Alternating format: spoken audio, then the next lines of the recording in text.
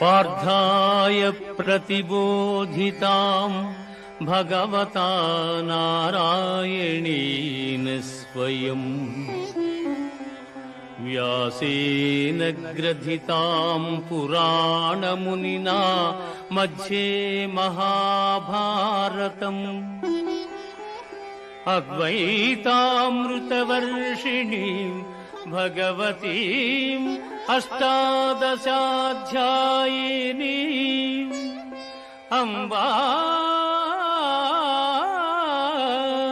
త్వామనుసందధామి భగవద్గీతే భవద్వేషిణీం భగవద్గీతే భవద్వేషిణీం. భగవద్గీత మహాభారతము యొక్క సమగ్ర సారాంశము. భక్తుడైన అర్జునునకు అనర్చిన ఉపదేశమే గీతా సారాంశము. భారత యుద్ధము జరగరాదని సర్వవిధములా భగవానుడు ప్రయత్నించెను.